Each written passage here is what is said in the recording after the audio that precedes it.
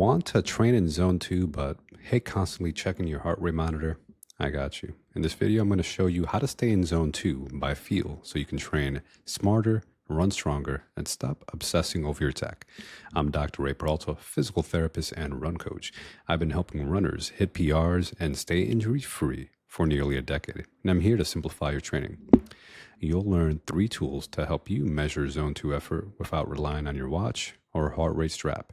Because let's face it, too many runners are doing their easy runs too hard. That lands them in the gray zone, zone 3, where you're not recovering or building endurance efficiently.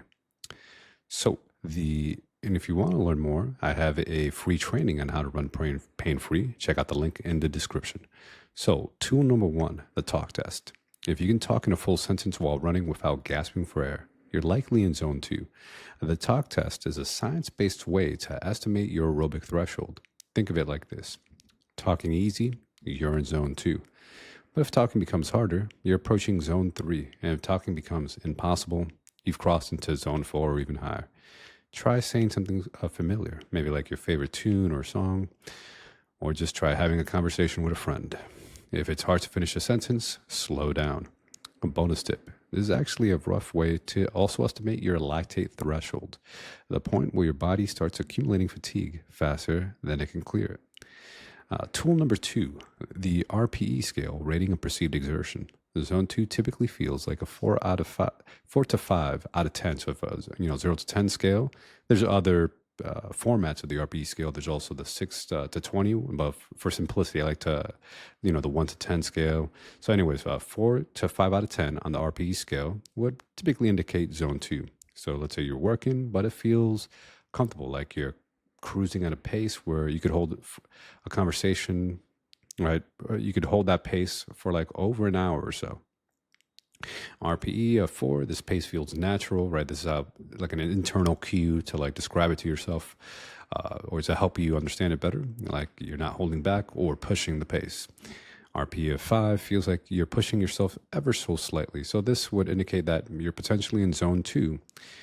Caveat though, when you're doing like a long run, right, fatigue is going to set in, so the effort may feel harder. So even though you're maybe training at the same, you're running at the same pace, but you're trying to keep that pace for longer. We're talking about over an hour, 2 hours or so.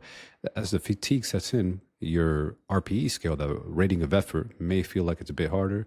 You may have to slow down to make it feel easier for you. But it depends on your training goals, right? So sometimes people want to push it a little bit more, especially on long runs because they're trying to hit close to race pace. That's fine too. Again, the fatigue can skew the RPE skills, so it's good to use a combination of metrics, right? All right, can you also hold a conversation? If you find you're having a difficulty doing the talk test, we're able to hold a conversation comfortably. Maybe you need to back off the pace to stay in that zone too. But also know that if you're tired in general, maybe you're sleep deprived, you didn't sleep well the night before, that can also affect your perceived exertion because your perception of exertion is based on your mind and how your brain perceives exertion or fatigue, right? So you also make sure you're getting quality sleep, right? So that when you're fatigued or tired, it's going to make your typical easy runs feel even harder. So that's typically your brain, you need more rest, just back off, or maybe you have to go from a run to a jog or to a walk. So trust how you feel, not just to rely on your pace or heart rate data. And I'm a big fan of also using the RPE scale because sometimes the heart rate data may show something or the pace may show something, but you still need to modify, you need to back off. Maybe you're coming down with a cold or a flu or something. Tool number 3, the feeling scale. So this one actually comes from psychology. It's a scale from -5 to +5, and you simply rate how the workout feels, very similar to the RPE scale, but instead of just your perceived exertion, how hard you are working out. Zone 2 training from the feeling, the psychological feeling is, okay, zone 2 would be a +1 to a +3 range. So fairly good to good. Like, oh, this feels good. I feel good. You're enjoying the training. Let's say you're enjoying the run. If it's a feel good kind of feeling thing.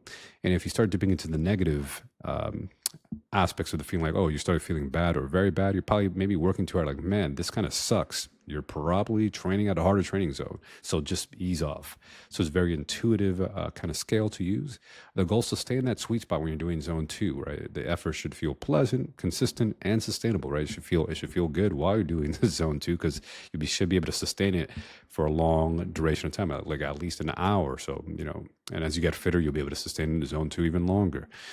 And again, if you're not familiar with zone 2, right, it's one of the aerobic training zones, builds up your aerobic engine, your aerobic base. So you get the benefits of, cardiovascular training, right? Because if you're into endurance sports, right, you want to be an endurance runner, you want to do a marathon, you want to have a big aerobic base. So zone 2 is where it's at. And obviously you need to train other zones if you want to run faster, of course, and improve your pace. But for the purpose of this talk, so we're talking about measuring your intensity and then how to tailor it for zone 2 training intensity. But you could also do these same tests to see, hey, where are you at the lactate threshold? Right? Are you at the tempo run pace?